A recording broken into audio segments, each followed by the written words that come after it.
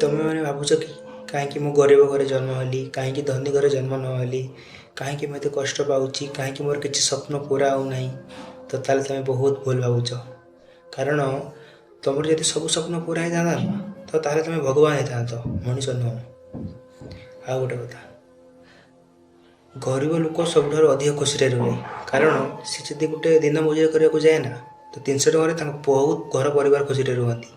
ଆଉ ଗୋଟେ ଧନୀ ଲୋକ ପଛେ ଲକ୍ଷେ ଟଙ୍କା ଦିନକୁ କମାଉ, ତାଙ୍କ ମା ବାପା ବୁଢ଼ା ହେଲା ପରେ ତାଙ୍କୁ ବୃଦ୍ଧାଶ୍ରମ ପଠାଇ ଦିଅନ୍ତି। ଆଉ ଗୋଟେ ଗରିବ ଲୋକ ତା ମା ବାପାଙ୍କୁ ବହୁତ ଖୁସିରେ ରଖେ।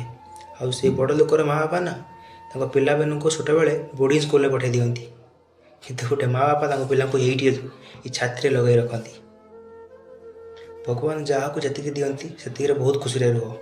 କାରଣ ଭଗବାନ ସମସ୍ତଙ୍କୁ ଗଢ଼ିଛନ୍ତି, ସମସ୍ତଙ୍କୁ ଭାବି ଯେତିକି ଦିଅନ୍ତି।